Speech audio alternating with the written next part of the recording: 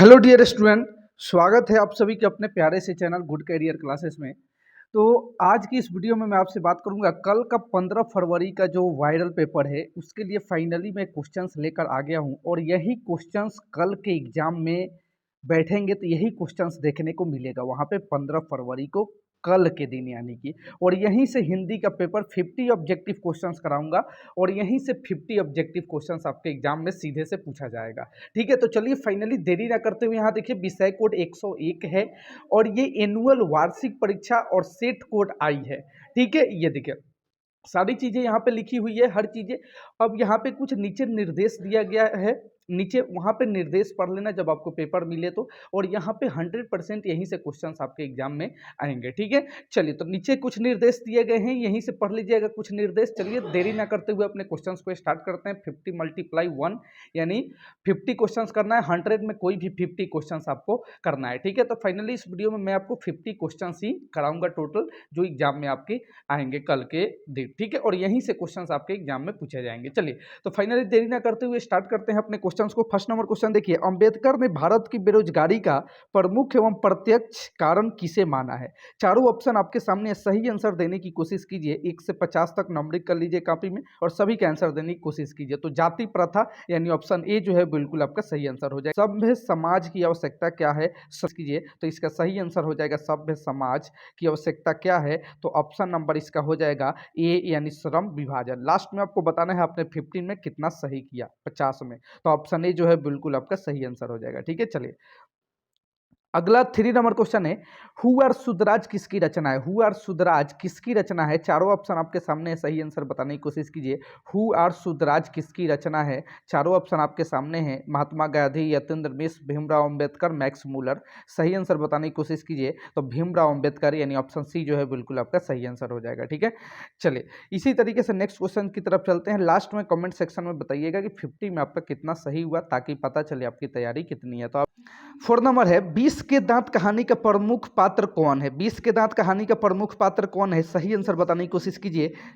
तो इसका सही आंसर हो जाएगा खोखा यानी ऑप्शन सी जो है बिल्कुल आपका सही आंसर हो जाएगा। ठीक है, चलिए अगला 5 नंबर क्वेश्चन है, झोपड़ी और महल की लड़ाई में अक्सर कौन जीतते हैं? झोपड़ी और महल की लड़ाई में अक्सर कौन जीतते हैं? महल वाले, झोपड़ी वाले, दोनों, कोई नहीं। सही आंसर बताने की कोशिश कीजिए, पूरा एक्साइटमेंट हो जाइए, यही से क्वेश्चन आपके एग्जाम में कल के दिन आने वाला है, यही छपने वाला है। झोपड़ी और महल की लड़ाई में अक्सर कौन जीतते हैं? तो महल वाले यानी ऑप्शन ए जो है बिल्कुल आपका सही आंसर हो जाएगा। ठीक है, चलिए इसके बाद 5 के बाद 6 नंबर क्वेश्चन की तरफ चलते हैं। 6 नंबर क्वेश्चन, यही से क्वेश्चन आपके एग्जाम में कल छपेंगे। 100% जितना मैं सेट दूं आज से सुबह तक करते जाइए। सच्चा भारत कहां बसता है? तो गांव में। याद रखिए, सच्चा भारत कहां बसता है? तो गांव में, यानी ऑप्शन ए जो है बिल्कुल आपका सही आंसर हो जाएगा। चलिए 7 नंबर क्वेश्चन है, भारत से हम क्या सीखे? पाठ गद्य की कौन सी विद्या है? भारत से हम क्या सीखे? पाठ गद्य की कौन सी विद्या है? भाषण, निबंध, कहानी, रेखा चित्र। सही आंसर बताने की कोशिश कीजिए, इसका सही आंसर क्या हो जाएगा? तो भाषण यानी ऑप्शन ए जो है बिल्कुल आपका सही आंसर हो जाएगा। ठीक है, चलिए इसी तरीके से 8 नंबर क्वेश्चन देखिए, दूसरों के इशारे पर भटकने वाले लोगों को क्या कहते हैं? दूसरे के इशारे पर भटकने वाले लोगों को क्या कहते हैं? विद्वान, ज्ञानी, मूढ़, भले लोग। सही आंसर बताने की कोशिश कीजिए तो मूढ़ यानी ऑप्शन सी जो है बिल्कुल आपका सही आंसर हो जाएगा। ठीक है,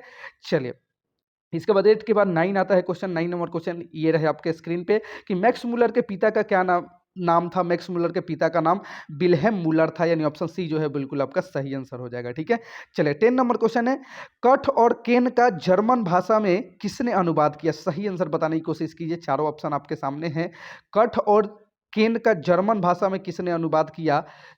कठ और केन का जर्मन भाषा में किसने अनुवाद किया? चारों ऑप्शन आपके सामने है, तो मैक्स मूलर ने, यानी ऑप्शन डी जो है बिल्कुल आपका सही आंसर हो जाएगा। ठीक है, चलिए 10 के बाद आता है 11 नंबर क्वेश्चन। 11 नंबर क्वेश्चन ये रहे आपके स्क्रीन पे। 11 नंबर क्वेश्चन बोल रहा है शुद्ध क्या है? वाष्प निकल रहा है, वाष्प निकल रहा है, सिंह दहाड़ रहा है, तो वाष्प निकल रहा है, यानी ऑप्शन ए जो है बिल्कुल आपका सही आंसर हो जाएगा। ठीक है, चलिए 12 नंबर क्वेश्चन है, सर्वोत्तम का संधि विच्छेद क्या है? सर्वोत्तम का संधि विच्छेद क्या है? सही आंसर बताने की कोशिश कीजिए, सर्वोत्तम का संधि विच्छेद सर्व जोड़ उत्तम, यानी ऑप्शन सी जो है बिल्कुल आपका सही आंसर हो जाएगा। ठीक है, चलिए 12 के बाद 13 नंबर क्वेश्चन को देखिए। 13 नंबर क्वेश्चन आते हैं, इसके बाद देखिए यहाँ पे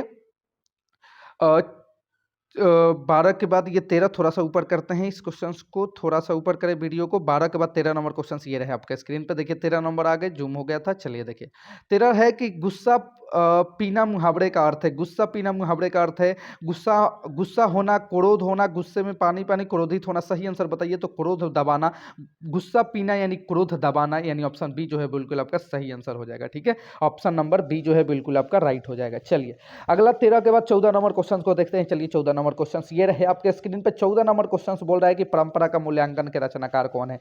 परंपरा के मूल्यांकन के रचनाकार कौन है? रामविलास शर्मा, यानी ऑप्शन ए जो है बिल्कुल आपका सही आंसर हो जाएगा।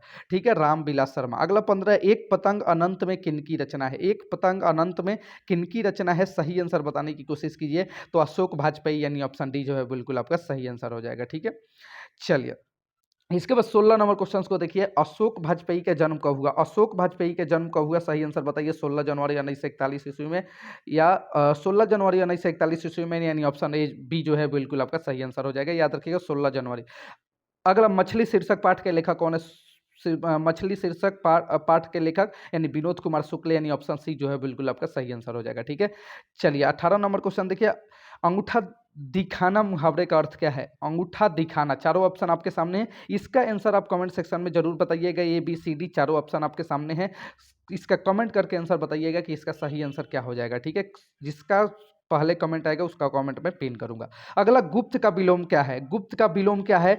दिखाना, पहचानना, छुपाना, प्रकट। तो प्रकट यानी ऑप्शन डी जो है बिल्कुल आपका सही आंसर हो जाएगा। ठीक है, चलिए 20 नंबर क्वेश्चन देखिए। पर्वत का पर्यवाची कौन है? पर्वत का पर्यवाची कौन है? सही आंसर बताने की कोशिश कीजिए। यही क्वेश्चन कल के दिन आपके एग्जाम में छपने वाला है। चलिए पर्वत का पर्यवाची इसमें देखिए त्रिदश, पद्मार, शैल या गिरवान। सही आंसर बताने की कोशिश कीजिए तो पर्वत का शैल हो जाएगा, यानी ऑप्शन सी जो है बिल्कुल आपका सही आंसर हो जाएगा। ठीक है, चलिए शैल यानी ऑप्शन सी जो है बिल्कुल आपका सही आंसर हो जाएगा। चलिए 21 नंबर क्वेश्चन को देखिए। लंबोदर कौन सा समास है? लंबोदर, लंबा है उधर जिसका, लंबा है उधर जिसका यानी बहुब्रीहि, लंबा है उधर जिसका यानी बहुब्रीहि। चलिए अगला 22 है। लड़का आया था कौन सा काल है? लड़का आया था यानी भूतकाल, था है तो भूतकाल। ठीक है, भूतकाल यानी ऑप्शन बी जो है बिल्कुल आपका सही आंसर हो जाएगा। चलिए अगला 22 के बाद 23 नंबर क्वेश्चन को देखते हैं। 23 नंबर क्वेश्चन ये रहे आपके स्क्रीन पे। 23 नंबर क्वेश्चन, आम्र का पर्यवाची कौन सा होगा? आम का पर्यवाची कौन सा होगा? आम्र होगा, संस्कृत शब्द है। आम का पर्यवाची आम, यानी ऑप्शन डी जो है बिल्कुल आपका सही आंसर हो जाएगा। 24 से धनहीन कौन सा समास है? धनहीन कौन सा समास है? सही आंसर बताइए। तत्पुरुष, धन से हीन यानी तत्पुरुष समास। चलिए अगला 25 नंबर क्वेश्चन है। माता पिता कौन सा समास है? माता पिता, बीच में हाइफन चिन्ह आ गया, समझ जाइए द्वंद्व समास। बीच में हाइफन आया, माता पिता एक दूसरे का विलोम है यानी द्वंद्व समास। अगला अनुराग में कौन सा उपसर्ग है? उपसर्ग जो किसी शब्द के पहले जुड़े, अनुराग में यानी अनु उपसर्ग है। अनु उपसर्ग माने जो किसी शब्द के पहले जुड़े, अनु का मतलब छोटा होता है, यानी अनु शब्द यानी उपसर्ग। देखिए चारों ऑप्शन में अनु कहाँ लिखा है? ऑप्शन ए में, ऑप्शन ए जो है बिल्कुल आपका सही आंसर हो जाएगा। 26 के बाद 27 नंबर क्वेश्चन देखते हैं। 27 नंबर क्वेश्चन ये रहे आपके स्क्रीन पे। 27 नंबर क्वेश्चन देखिए। गुरु नानक कौन थे? गुरु नानक कौन थे? गुरु नानक कौन थे? चारों ऑप्शन पढ़िए। गुरु नानक सिखों का प्रथम गुरु थे। पहला गुरु थे गुरु नानक सिखों के, और 10वें गुरु गुरु गोविंद सिंह। तो क्वेश्चन दोनों में से कोई भी आएगा।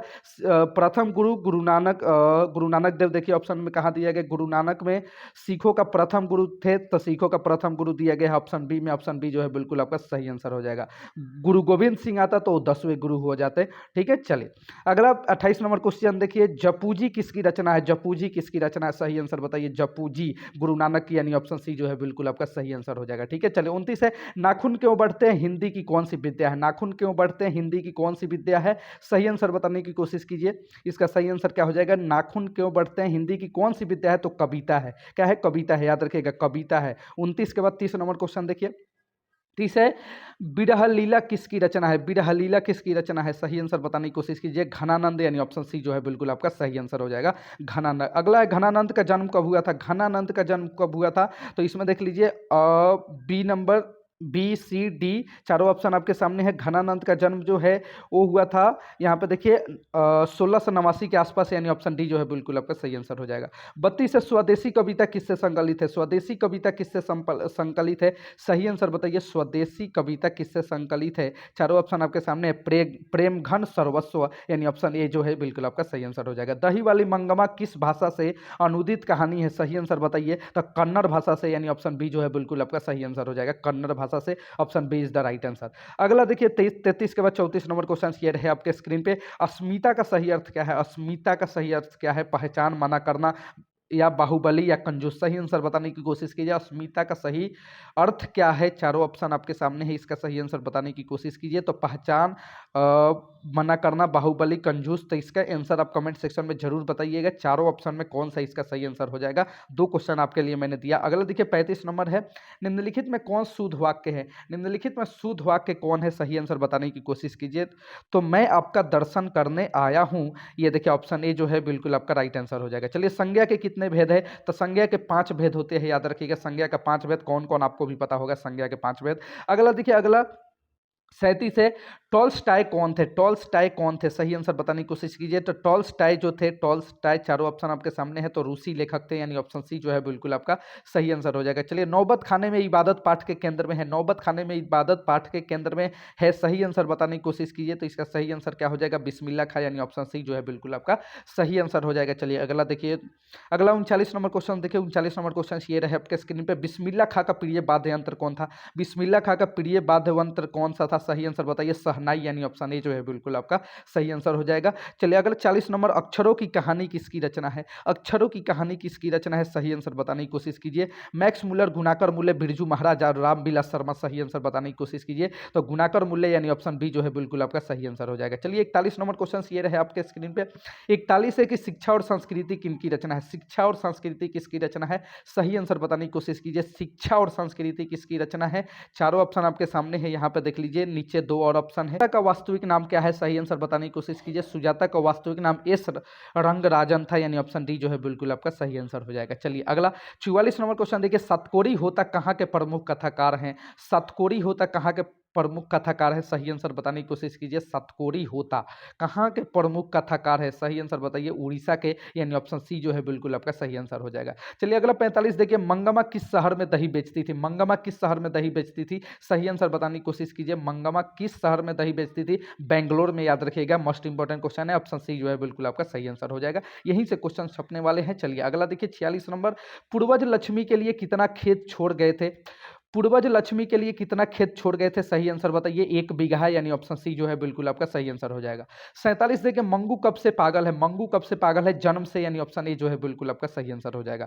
चलिए अगला 47 के बाद 48 नंबर क्वेश्चन ये रहे आपके स्क्रीन पे, संसार का संधि विच्छेद क्या हो जाएगा? संसार, समजोड़ सार, देखिए समजोड़ सार कहाँ है? ऑप्शन बी में है, ऑप्शन बी जो है बिल्कुल आपका सही आंसर हो जाएगा। संसार का संधि विच्छेद समजोड़ सार, यानी option B is the right answer, इसका बिल्कुल सही आंसर हो जाएगा, ऑप्शन बी। चलिए 48 के बाद 49 नंबर क्वेश्चन ये रहे आपके स्क्रीन पे, इंद्र का परिवाची कौन है? इंद्र का परिवाची शब्द कौन है, सही आंसर बताइए। इंद्र का परिवाची कौन सा है? अतुल, देवराज, तो देवराज हो जाएगा, यानी ऑप्शन बी जो है बिल्कुल आपका सही आंसर हो जाएगा। लास्ट 50 नंबर क्वेश्चन देखिए, वेदना में प्रत्यय कौन है? वेदना प्रत्यय जो कि शब्द के लास्ट में जुड़े, आंसर हो जाएगा वेदना। चलिए यहीं पे 50 क्वेश्चन पे स्टॉप करते, आपको कराया था, मैं बोला था मैंने 50 क्वेश्चन कराऊंगा, और 50 का 50 मोस्ट इंपॉर्टेंट क्वेश्चन है। फिर मैं नेक्स्ट पार्ट लेकर आता हूं, कल तक हमसे जुड़कर पढ़िए। चैनल पर नए हैं तो चैनल को सब्सक्राइब करके बेल नोटिफिकेशन को ऑल पे सेलेक्ट कर लीजिए, और यहीं से सारे क्वेश्चंस आपके पूछे जाएंगे। अभी से लेकर कल सुबह तक जितना मैं हिंदी का क्वेश्चंस कराऊंगा, यहीं से आएगा आपके एग्जाम में क्वेश्चन। चलिए मिलते हैं नेक्स्ट